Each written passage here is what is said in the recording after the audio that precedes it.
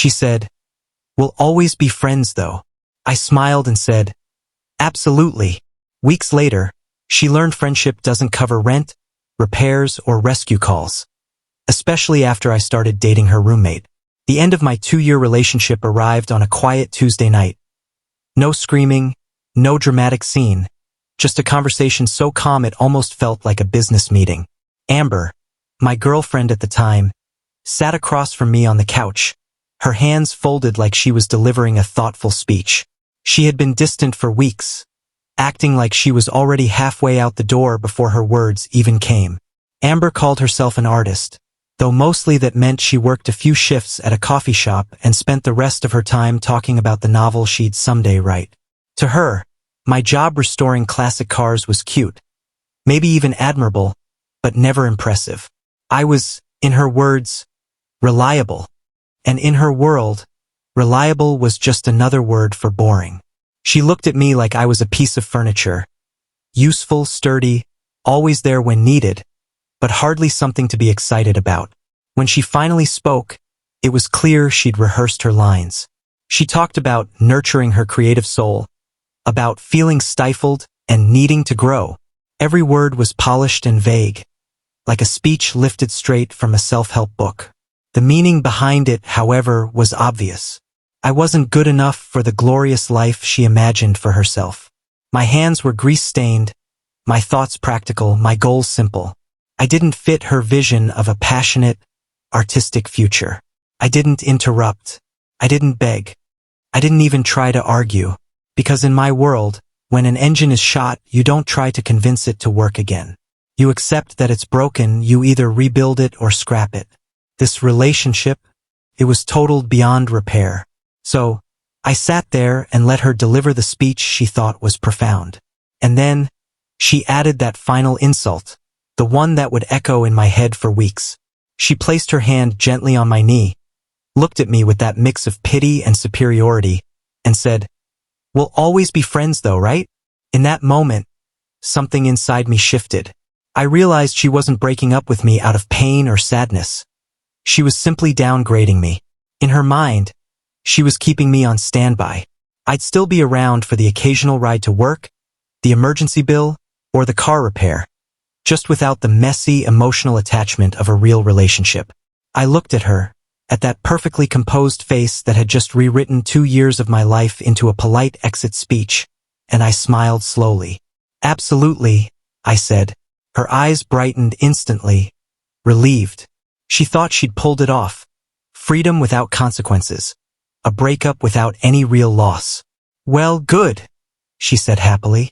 "I'm so glad you're being mature about this." I nodded. "Of course," I replied calmly, standing up. "That's what friends are for. And as your friend, here's some friendly advice. You might want to start looking for a roommate to cover my part of the rent, because I'll be moving out this weekend. My friendship is free, but my share of the bills isn't." The smile on her face didn't fade. It shattered. "What? You're moving out?" She blinked, confused, as if she hadn't considered that possibility. "But you can't just leave. Where am I supposed to go?" I picked up my bag and started walking toward the bedroom. "I'm sure a resourceful artist like you will figure it out," I said casually. "Friends believe in each other, right?" For the next hour, she followed me from room to room, her voice growing sharper with every sentence. First, she tried guilt, then panic, then anger. "You can't just abandon me here," she cried, as I folded my shirts into a suitcase. "The lease is in both our names. You're legally responsible." I kept my voice even. "You're right," I said. "We are both legally responsible, which is why I'll continue paying my half of the rent until the end of the month. That gives you about 3.5 weeks to find someone new to take over my share. Or we can break the lease. There's a $2,000 penalty which we'll split. I'm fine either way." The mention of $1,000 cost turned her face pale. She knew she couldn't afford it. Her coffee shop pay barely covered her inspiration expenses, fancy drinks and paint supplies, while I had covered most of the real living costs. "You can't do that, Jake," she pleaded. "You have to stay until the lease ends. It's the decent thing to do. We're friends, remember?" I zipped my suitcase shut and looked at her calmly. Friends don't force friends to live in a toxic, emotionally charged space, I said. As your friend, I'm giving you the freedom you said you needed. You'll be fine. Just then, our third roommate, Maya, walked in. Maya was a veterinary technician, quiet, polite, always minded her own business. She took one look at Amber's tear-streaked face and my open suitcase, then let out a long sigh. Let me guess, she said flatly. Her car broke down again? Amber spun around. Worse, she shouted. He's leaving me. He's moving out. Maya looked at me over her shoulder, and I just nodded. We broke up, I explained simply. I'll be out by the weekend. I've already paid my share through the end of the month. Maya's expression stayed neutral, but she gave a small, understanding nod. Got it, she said. Then, without another word, she walked to her room and closed the door. The woman was a master of avoiding drama. For the rest of that weekend, Amber tried every trick in the book. She cried. She yelled. She even got nostalgic about all our good memories. But I'd already moved past anger. I answered everything through the filter of our new friendship. When she said, You're really just throwing away 2 years of us? I replied calmly, As your friend, I think it's healthier to focus on the future, not the past. That drove her insane. But I didn't flinch. For once, I was in control, not out of revenge, but out of pure, peaceful clarity.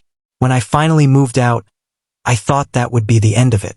But it turned out the real fun was just beginning. The first week after I moved out was almost peaceful. I'd settled into a small temporary apartment across town, just big enough for me and my tools. For the first time in 2 years, I woke up without walking on eggshells around someone else's mood swings. I could make my coffee without listening to her complain about creative block or how the universe was stifling her artistic energy.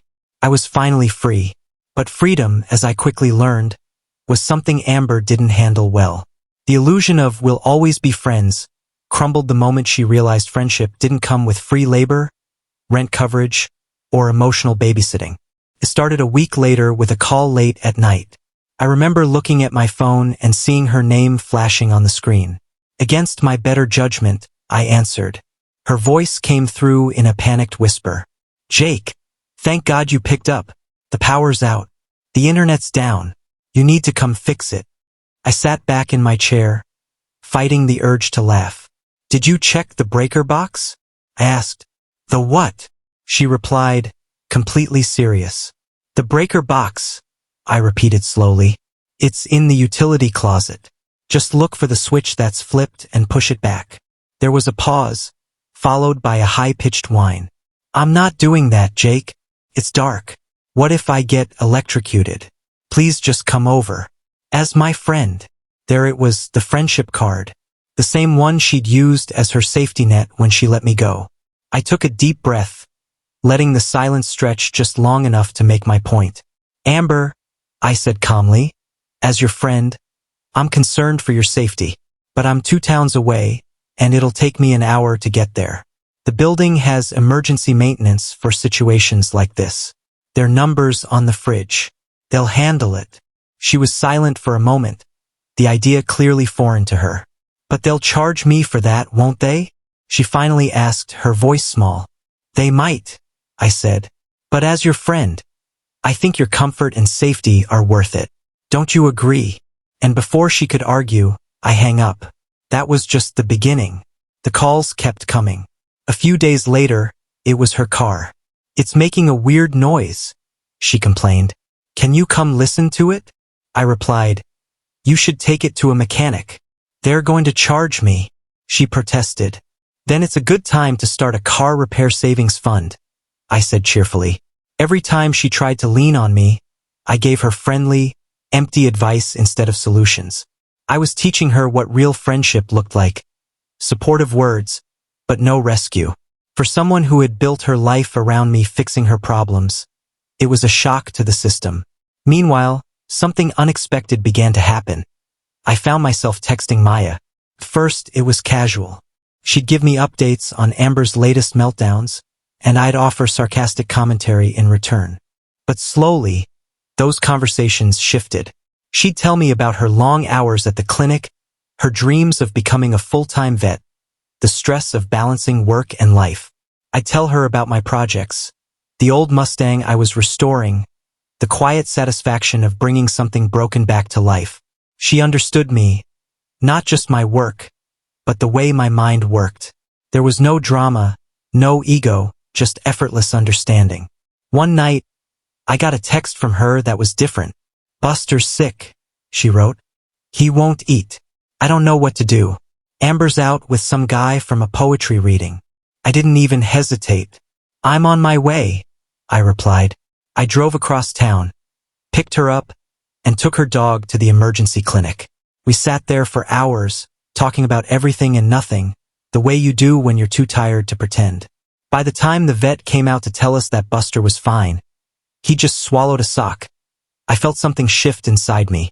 There was warmth, ease, a connection that had never existed in my previous relationship. After that night, we started seeing each other more. I helped her with her car, fixed a few things around her room, and before long, what started as casual friendship turned into something deeper.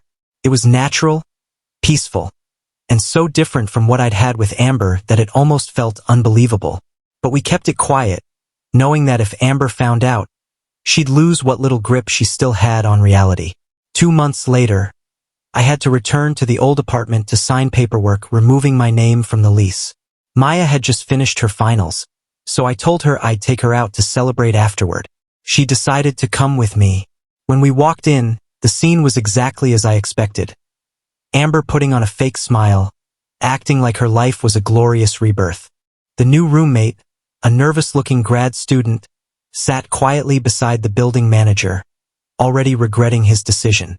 As I signed the final document, Maya gave my hand a gentle squeeze. Just a small gesture of support, but Amber noticed. Her smile froze instantly, then it cracked. I could see the exact moment the realization hit her, that the man she treated like a backup plan had moved on.